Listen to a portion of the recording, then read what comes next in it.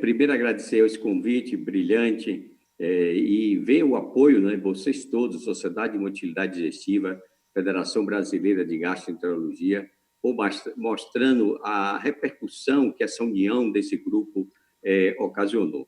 Então, isso me dá uma responsabilidade hoje de noite de falar um pouco em nome dos otorrinos e dizer que vocês estão no caminho certo, não é? Que há absolutamente 3 caminhos para que a gente possa fracassar, vamos dizer, na vida, e entre eles está aí, não ensinar o que se sabe, não praticar o que se ensina e não perguntar o que se ignora. Então, eu vou estar aqui hoje também com um bocado, muito mais perguntas do que respostas, talvez. Então, esse agradecimento, essa mensagem, e indo direto à minha apresentação, pessoal, como você disse, eu caminhei um pouquinho. Hoje eu trabalho em 2 cidades, sou bimunicipal e professor dessa Universidade do Estado da Bahia. E como tem colega aqui da Unifesp, onde eu fiz o doutorado. A declaração de conflito de interesse, eu não tenho nenhum, fico que nem um passarinho voando aí, posso parar em qualquer ninho. E tosse é um sintoma que para o otorrino também é desafiante. Só que a tosse que mais aparece no consultório do otorrino não é exatamente a tosse crônica. A tosse crônica é referenciada pelos nossos amigos pneumologistas. A tosse que aparece no dia a dia do otorrino é a tosse aguda, né? Aquela que dura 3 semanas, que são os quadros de virais agudos, estamos aí exatamente no período de um deles, e um dos sintomas do coronavírus, da Covid-19, é exatamente tosse. E isso vai muito no consultório do otorrino. Mas a gente vai falar aqui hoje, obviamente, da tosse crônica. A gente sabe que tem um impacto social muito grande, e isso aqui, como na tela está bem evidente, determina, às vezes, um número enorme de consultas, às vezes até para não médicos, até para áreas afins da medicina, vamos dizer. Então, isso, muitas vezes, esse paciente é frustrado, é ansioso, é deprimido, ele vem com uma esperança muito grande. Então, o que chega ao otorrino é exatamente os que vêm dos nossos amigos pneumologistas ou gastroenterologistas. E, pensando assim, na tosse crônica, esse painel é muito interessante por ser multidisciplinar, porque muitas vezes a gente, como otorrino, a gente precisa do gastro, às vezes precisa do pneumologista, obviamente, e tem que lembrar o que está aqui em cima, que a etiologia é diversa. Então, quando Carla fala que 1/4 dos pacientes com tosse crônica são ligados à doença do refluxo, obviamente, onde estarão os 3/4, a causa dos 3/4? Certamente passa pelo consultório do otorrino. Porque a gente não pode esquecer que a gente identifica as causas óbvias, mas existe um número enorme de causas não óbvias. E não podemos esquecer, nesse trabalho multidisciplinar, o esôfago não tosse, o pulmão não tosse. Quem tosse verdadeiramente é a laringe. Por isso, está aqui nesse trabalho excelente, né, do Chest Guideline, falando o que vem muito no consultório com relação a refluxo, que é a disfonia, muito mais do que tosse até. E algumas dificuldades de deglutição e ligados também à área do otorrino, e ligado a outro campo que une os otorrinos, à área do gastro também. Então, é por isso que estamos aqui, os otorrinos, tentando responder essa pergunta dificílima, quem veio primeiro, o ovo ou a galinha. Entre as causas que eu aprendi há mais de 30 anos, desde o ambulatório de tosse do professor Palombini, que eu frequentava na Santa Casa Misericórdia durante a residência e na PUC, mas que eu ia à Santa Casa, tinha um ambulatório há mais de 30 anos, eu sou formado há 37 anos. Existia esse ambulatório de tosse. E eu ia nessas reuniões. E uma das causas que se falava muito está aí na tela, a rinocinusite. E isso continua em 2019, nesse guideline do STES, está lá, avaliar objetivamente a presença de asma, rinocinusite e refluxo. Claro que eu não vou ensinar ninguém aqui a avaliar refluxo, vou só fazer um en passant, muito menos em asma, mas vou falar um pouco da rinocinusite e da laringite. E vou me ater, no final, um pouquinho das causas raras também, que envolvem justamente a laringe.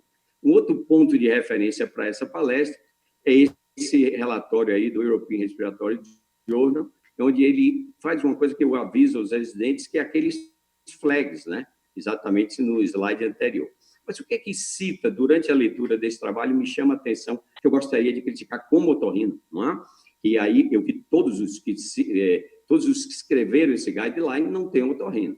Então, é uma visão de um outro lado, não é? Mas não é uma visão profunda sobre o que se passa na laringe e no nariz. Então, olha o que ele fala, por exemplo, de rinoscopia.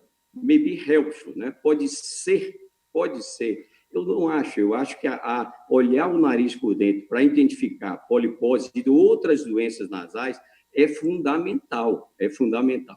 E lá no final, ele vai falando da rinosscopia, eu vou comentar sobre a laringoscopia, mas ele diz que seios, né, a tomografia dos seios paranasais não é necessariamente um achado. Não é isso que a gente vê continuamente. A gente vê uma série desses pacientes que são referendados para o nosso consultório com problemas realmente de seios paranasais. Eu não vou, obviamente, me ater a todos os achados tomográficos, não sou radiologista, e vou diretamente para o que me interessa, que é o que eu faço no dia a dia, que é a fibroendoscopia e a endoscopia rígida. Toda vez que eu quero fazer uma avaliação rinocinusal, a gente começa por esse exame, esse armamentário, que é facílimo, otorrino, e faz parte do dia a dia. Se for necessário, a gente utiliza a tomografia aqui para o diagnóstico de rinocinusite crônica, que é uma causa da tosse crônica, é fundamental para a gente. Então, envolve também, só que aqui em 10 minutos não há tempo para falar.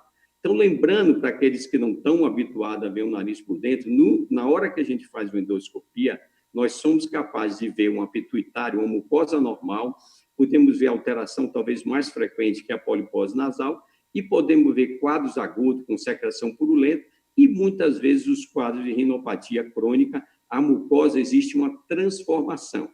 E lendo esse outro trabalho, não é? Sobre tosse, que manda avaliar objetivamente a presença de rinocinusite, adorei esse termo, né? Esse outro trabalho não, o mesmo trabalho, desculpa. Esse Upper Airway Cough Syndrome, o que nós chamávamos no passado seria rinocinusite ou de síndrome inflamatória das vias únicas, né? Da via aérea única, que Palombini já falava há muito tempo, há mais de 30 anos. Que agora mudou de nome, veio para esse nome de Upper Airway Cough Syndrome, uma síndrome da tosse da via aérea superior. Então, eu frisei aqui que a gente não pode avaliar uma forma de tosse crônica sem avaliar rinite alérgica, sem avaliar sinusite e sem avaliar a rinite não alérgica e, logo em seguida, a laringe. Então, a forma que é difícil aqui é quando ele diz a palavra objetivamente. Essa aqui não é tão simples, mas dentro do nariz a gente tem achados muito mais fidedignos até de relacionar com tosse crônica o nariz sendo uma causa. Por exemplo, o que vocês viram anteriormente, uma polipose, ela provoca um gotejamento nasal contínuo.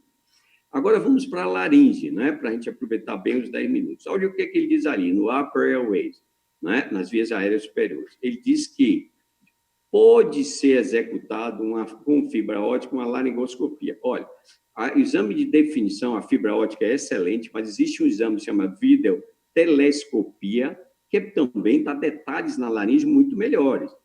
A fibra é ótima porque aqueles que dão menos atenção, deixa eu explicar um pouquinho. A gente olha o nariz, a fibra é flexível, a gente olha a rinofaringe e depois a gente olha a supraglote e a laringe. Então, faz um exame completo. Porém, ele não consegue, com a tecnologia que nós temos, dar um detalhe específico. E ele diz aqui, ó, de novo, may be performed. Pelo amor de Deus, não dá para falar em tosse crônica sem olhar a laringe, que a laringe é que está tossindo, tá? Tudo bem, o exame tem uma sensibilidade e uma especificidade baixa. Para quem? Para quê? A primeira coisa que tem que ser respondida é, esse exame está aí, o macaquinho, dizendo isso é sensibilidade e uma especificidade baixa para diagnóstico do refluxo, mas não para as doenças laríngeas, tá? Então, é uma forma que está escrito. Esse paciente, se eu imaginar que eu não vou fazer uma videolaringoscopia, e ele aqui é os menos afeitos a ver uma laringe, olha um caso de monocordite que eu vou mostrar no final qual era a causa, com raio-x normal de pulmão, com consulta feita já com pneumologista. E o que Carla falou, que eu adorei a palavra aqui, né? Você vai fazer uma presunção, né? Se você tem uma presunção da doença do refluxo, óbvio que você vai fazer, citado por aí, medida dietética, perda de peso, você pode entrar ou não com IBP.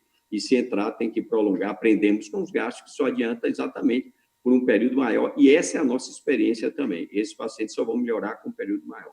Mas o ideal para a gente não é presunção, o ideal é que a gente possa ter uma arma mais potente. Esse trabalho me encantou, eu já conhecia um trabalho há mais de 10 anos, foi quando eu fiz o mestrado na Santa Casa, que exatamente é uma pesquisa de pepsina. E esse tipo de tecnologia se chama Hestec, que é tentando que isso seria o ideal para o otorrino, que a gente tivesse um exame, pegasse a saliva do paciente e levasse a um aparelhinho e dissesse que esse paciente tem uma possibilidade muito grande de ter refluxo. Então, esse exame certamente um dia vai cair na nossa prática, ele é um exame barato, né? O grande problema é a técnica. A técnica é que não nos dá uma especificidade, mas nos dá uma sensibilidade muito baixa, de 41%, ou seja, mais da metade dos pacientes não vão ser diagnosticados. Mas ele é um futuro, eu enxergo ele como um futuro, porque ele é prático e é barato. Então, o dia que eles melhorarem essa técnica, esse sistema de medida, que é o DXCP8, aí a gente vai conseguir, com a saliva do paciente, tratar esse paciente de uma forma muito mais com certeza, ou se não certeza, mas com a evidência muito maior. Porque, infelizmente, ainda com a técnica, essa DXP8, não é ainda um teste adequado. Não é que a pepsina não seja um fator, mas que o teste dele não é capaz. Então, isso eu acho que o tempo vai evoluir e, no futuro, a gente vai ter um exame que dê ao otorrino uma capacidade de ver. Enquanto a gente não tem isso aí, o que a gente tem é uma videofaringolaringoscopia, que a gente começa a examinar esse paciente dentro da boca, e o que a gente observa com muita frequência é que esse paciente tem achados já na faringe que fazem a gente suspeitar. Isso pode ter uma baixa sensibilidade ou uma baixa sensibilidade? Acredito que sim, todos os trabalhos demonstram que sim. Porém, isso nos ajuda muito, porque esses pacientes não têm queixas espécie. E um dos achados mais frequentes na videolaringoscopia, que a gente vai, com o passar do tempo, tentar, é essa hiperemia e esse edema retrocricóide. Claro que isso é visto numa série de pacientes que não têm refluxo, mas quando o paciente tem uma história positiva para refluxo, o paciente tem uma história de tosse crônica e a gente acha isso aqui, a gente dá importância. A outra coisa que ainda é importância, que é um achado novo, chama pseudosuco, seria um desdobramento da prega vocal, e isso cada dia está sendo mais valorizado também. Mas não é só da suspeita do refluxo que o otorrino pode ajudar na tosse crônica. A gente pode ajudar aqui, ó, nas causas raras.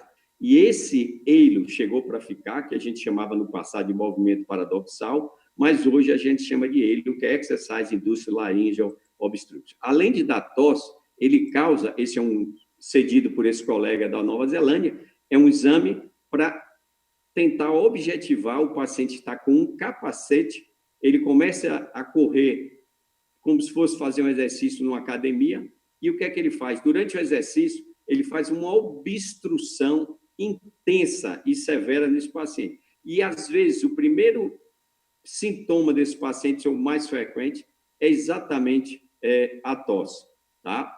Junto com a dispneia, com a falta de ar durante os exercícios severos. Claro que a gente não dispõe ainda desse armamentário que eu tive lá tanto na Noruega como na Holanda. Hoje ele mora na Holanda, mas ele é norueguês, na cidade de Bergen, que eles têm tudo isso aí e pesquisa muito no Exercise Induced Laryngeal. Mas eu vou voltar para uma causa bem brasileira. Lembra aquele caso que eu mostrei, monocordite? Pode ser alterações intralaríngeas, mas também pode ser uma causa rara de tosse crônica com raio-x normal. E esse paciente, eu só cheguei ao diagnóstico pensando que era uma monocordite, ele tinha um raio-x normal, e quando eu achei um tecido bastante estranho, que eu mandei examinar no laboratório, era um caso de tuberculose laríngea, praticamente com uma história completamente fugindo ao normal. Então, eu acho que no caso desse paciente eu ajudei bastante, e aí é o papel do otorrino. Então, muito obrigado, pessoal, pela atenção.